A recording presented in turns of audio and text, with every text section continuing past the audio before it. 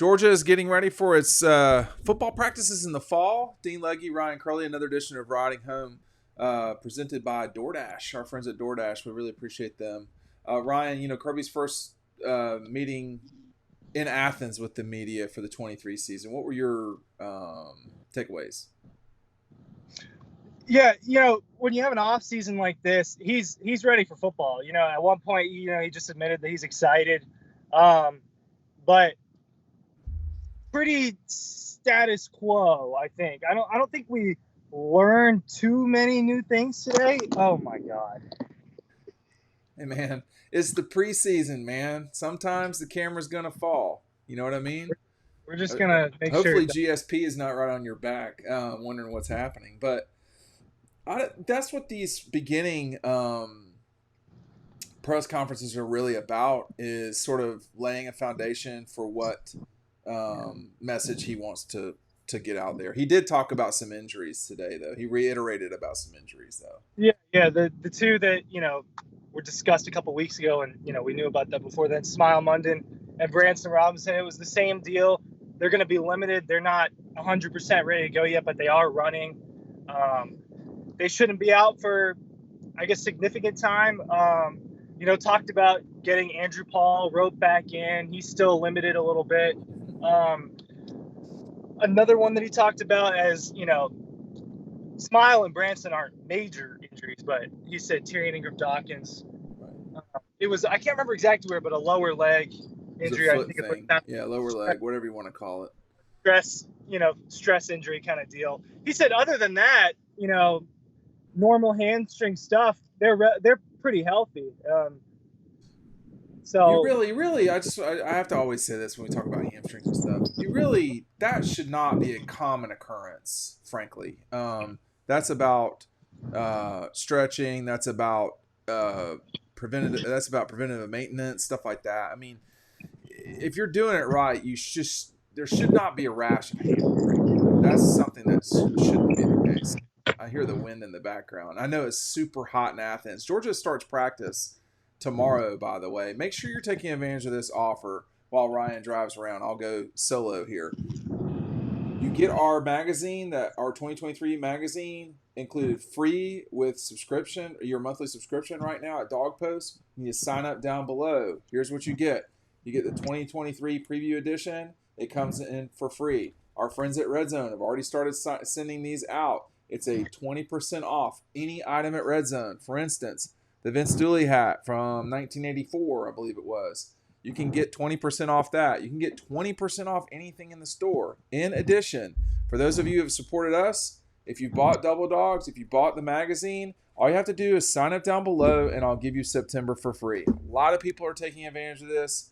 I will run out of the 2023 magazines. Get them for free now while you can. So Ryan, as you have been kind of setting yourself up there a little bit better, what are you expecting? Anyway, what further do you think that you want to talk about from the Kirby stuff from today? I mean, to kind of on top of the injury stuff, when you have injuries to key players during these off seasons, there's always kind of a benefit that comes out of it, and it's the other guys behind them get more reps. Right. So a guy that he talked about a lot towards the end of the press conference today was Xavier Sori, one of the linebackers, a guy that has played a lot. There's some, whatever you want to call it. He's practiced a lot in Smile Munden's position this offseason. He said that he's made a huge jump in just this offseason alone. This linebacking group is legit. Now the outside, we're just gonna have to see. I think if you have criticism on the outside, I get it.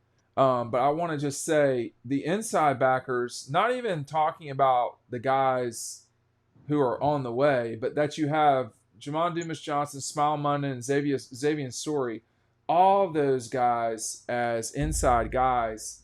Yeah, they are Walker in that group a lot too. Right. Walker can play a lot of different spots. Frankly. Yeah, so Walker was discussed a little bit today and how he is truly an inside linebacker, but one of those inside linebackers that has that rare ability to rush the passer really well. So a guy that you're going to see on third down a lot is what Kirby said today. Yeah, you're going to. I do want to see here, Ryan, where they get this pass rush from. Chaz Chambliss is good getting to the quarterback. Obviously Williams is probably their best returning pass rusher. He's a defensive lineman, outside guy, but still, they have guys that can get to the quarterback. I've not watched the entire playoff game, either playoff game completely, but I do remember plenty of highlights.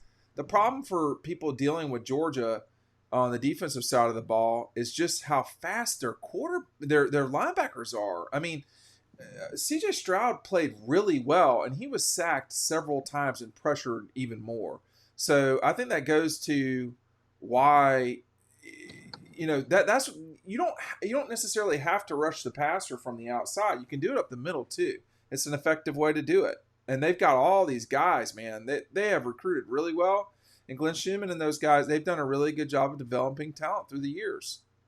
Yeah, they've gotten so creative with using all sorts of different people. If you go back and watch that Peach Bowl, CJ Stroud was being pressured by all sorts of different people coming from all sorts of angles. It wasn't just Michael Williams coming off the edge. It wasn't just Jamon Dumas Johnson. It was a lot of different guys.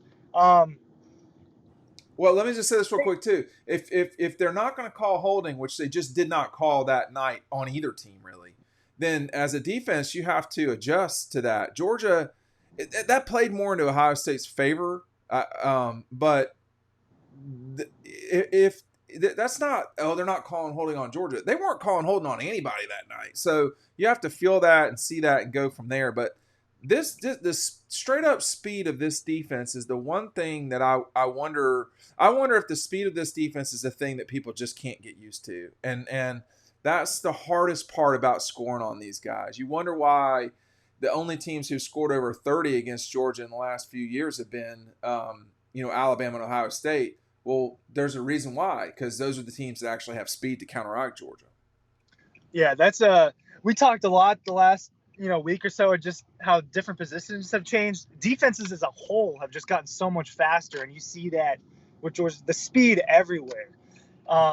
It went all the way down to people like Jordan Davis who are getting across the field. You see players like that on Georgia. As far as offense goes today, because it was a pretty balanced conversation just talking about both sides of the ball. And they did talk about the well, we can talk about the secondary a little bit too if you want to just kind of get I all mean that is a spot. That is a spot that they're going to have to figure some stuff out. Talk about someone who's really, really fast. Keely Ringo's gone. Yeah. Christopher Smith's gone, but they do have Malachi Starks. They have Kamari Lassiter. They have a bunch of guys: Smith, Lassiter, Starks. They're gonna have to figure what happened. I mean, obviously Bullard is. I think Starks is better, but Bullard has had better big moments. They have players back there. Yeah, that's actually the group that today Kirby sounded the most confident about. Just talking about how much leadership there is in that room. Dan Jackson, Tyke Smith, older guys, even Malachi Starks, a guy who's only in his second year, he'll be a true sophomore, played significant time in every single game last year as a true freshman. That's a room that Kirby sounded very confident about today when talking about. I think the one thing that we truly don't know yet is who's going to be your other main corner on the other side of Kamari Lassiter. And we think it's going to be Nyland Green or Dalen Everett, but not quite sure yet. But out of all the groups that he discussed today, that was the one I thought that he felt the most confident about, just the way he talked about him.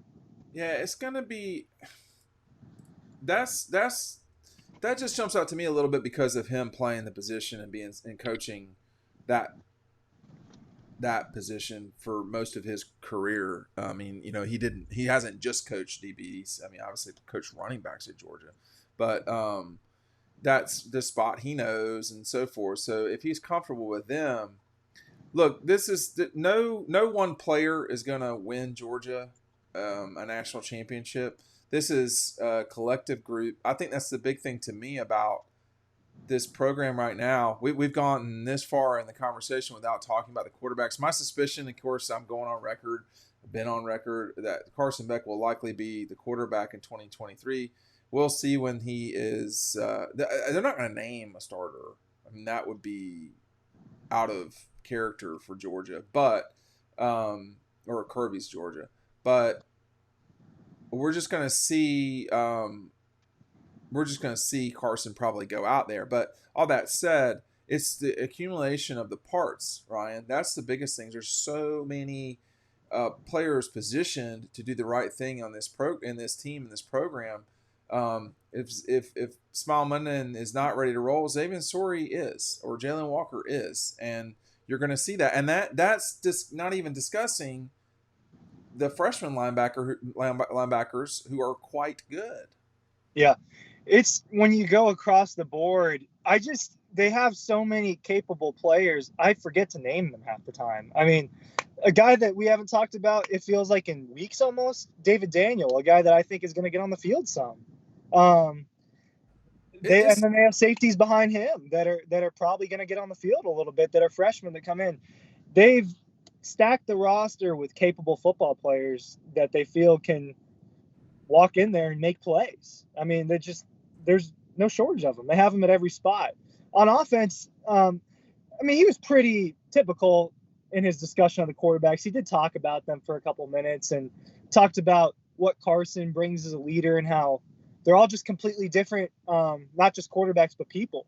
All three of those guys, when you talk about Gunnar Stockton and Brock Vanderiff and Carson Beck, how Carson, more even-keeled, a little quieter, not all up in your face type of leader, more of a attitude leader and a lead by example type of guy. But he said it's going to come down to who can execute in critical situations. That's going to be a big thing that wins you the starting job at Georgia, and it always has. I mean, I think that's what's going to win whoever is starting a job in these NFL jobs. I mean, you have to play the position, and too often, not too often, but you have to have the physical capabilities as well.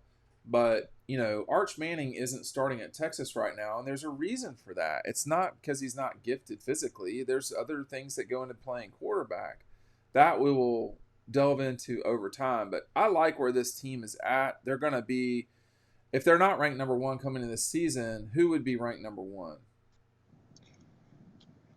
Michigan or Alabama or Ohio State. I don't think there seems to be a consensus on. Well, no, I think the consensus is Georgia. Who is going to be? No, that's what I'm saying. I don't think there's a consensus too. Who would be the number two in your mind? I think most people would probably point to Michigan. So I would put Michigan too. I don't know. I was watching. I was watching. Go ahead. I agree with you. I do not feel as confident about Alabama as I feel like most people. I do think the general confidence level in them has gone down a little bit recently. I got to see it from these quarterbacks a lot of the time. And it's the same thing with Carson Beck. I do have to see it on the field with him as a starting quarterback or whoever it ends up being for Georgia. I obviously know more about this situation and have seen more of that player. But, when you look at Ohio State, is Kyle McCord going to be a good quarterback for them? They've had great quarterbacks the last few years. We don't know. We don't know. He was teammates with Marvin Harrison Jr. in high school, I think. So that's obviously matters. But we don't know how he's going to be.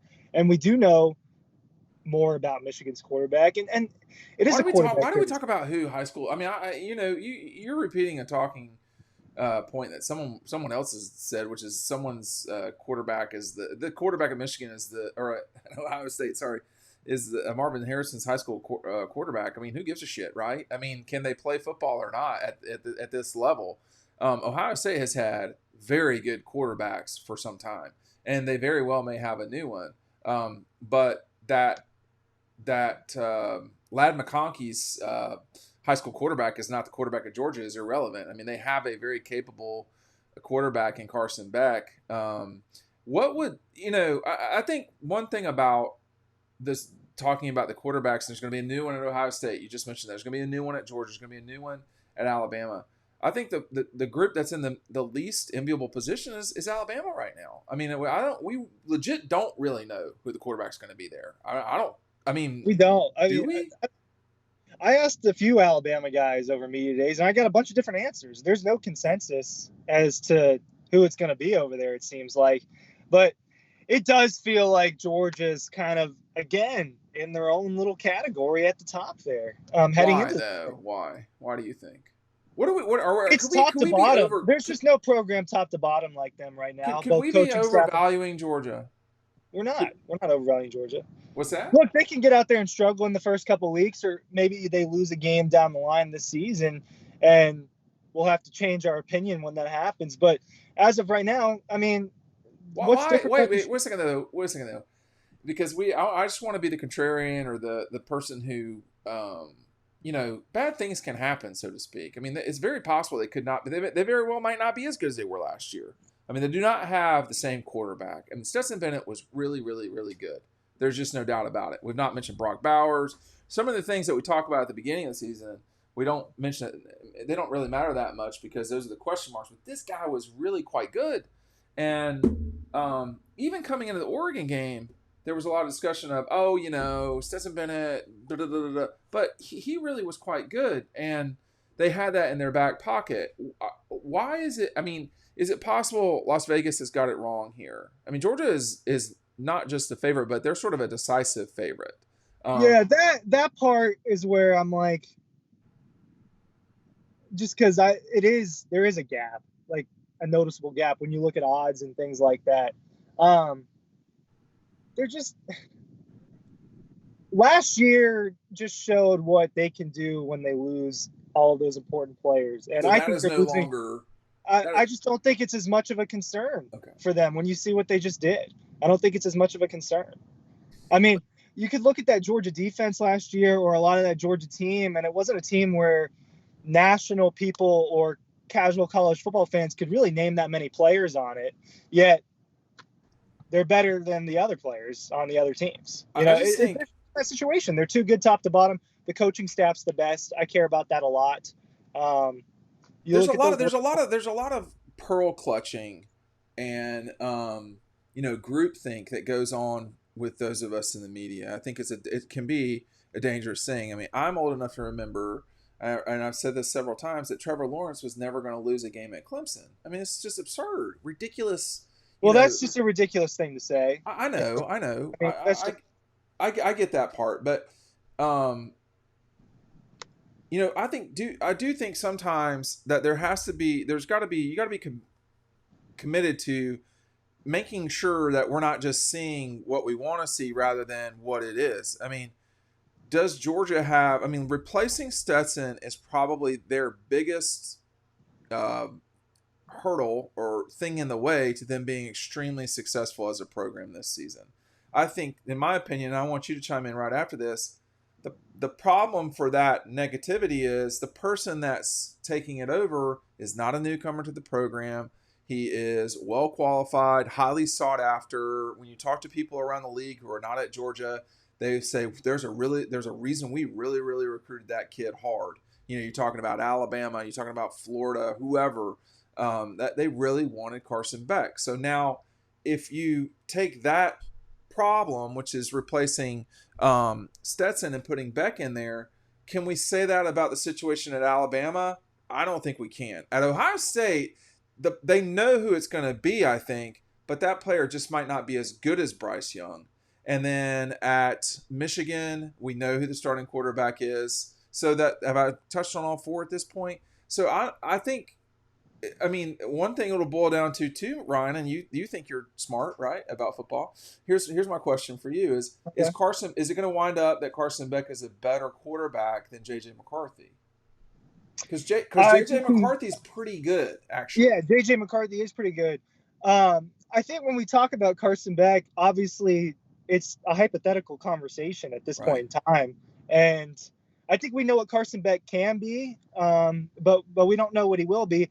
Here's what I'll say about Carson Beck is we're going to see him make throws that I just don't think Stetson has in his bag. It's going to happen. Wait a second now. Go ahead.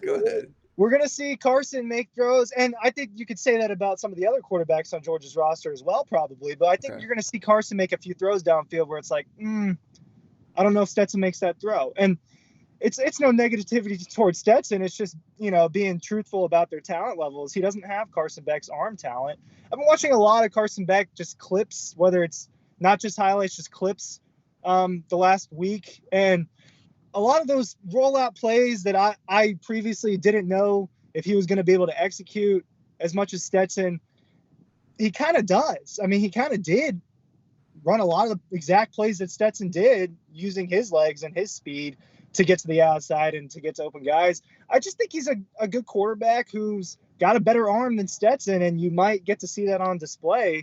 He's got all the weapons. I think you could argue his weapons at disposal this year will be slightly better than the ones Stetson had. Dude, that's hard to imagine. It's kind of pick your poison on what you prefer. Do you want Darnell Washington there or not? Do you want this guy or this guy? He's going to have the weapons. He's going to have the offensive line. Well, the offensive line matters. But so does J.J. McCarthy. He's got that too. They've got a good offense. He does. One thing I will say about that Carson I don't think is going to do, he's not going to just steal you downs, though. Okay? So what I mean by that is Stetson would just steal first downs. And like he did in this image, actually. And like he did against Texas Christian. So on this play, he scores a touchdown on this play, okay? He should have been sacked, period.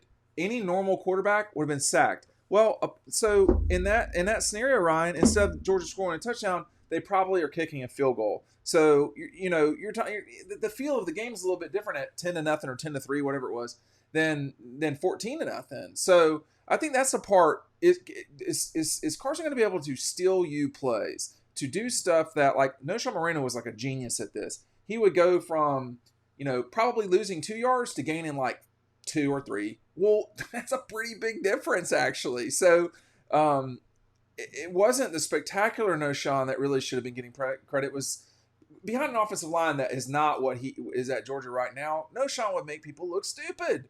So can Carson do that? Because McCarthy, I think, there's this notion now out there that McCarthy needs to make a leap for Michigan to win the national championship. If McCarthy makes a leap, Michigan will win the national championship. So, I mean, he is really good now. Now, I will admit, too, we were getting ready for the Peach Bowl, so I only watched so much of that Michigan-TCU game.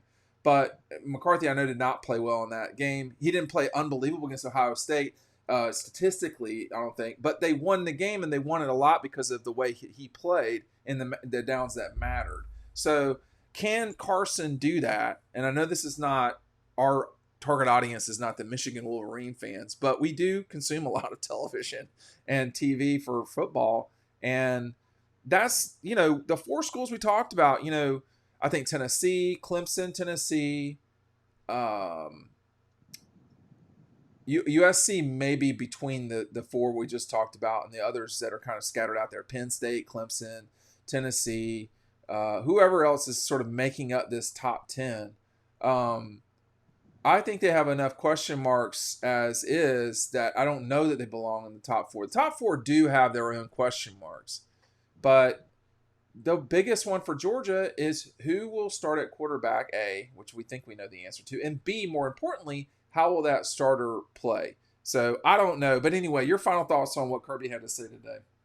Yeah, I just wanted to make one quick comment about J.J. McCarthy. He will be the only quarterback in the country with playoff experience. Yes. And 2 games. Starting playoff experience. Yeah. Yeah. He also got time in the Orange Bowl. He did. Well, he did start this year. I don't think he started in the Orange Bowl. He did not, but he played a lot in the Orange Bowl. Correct.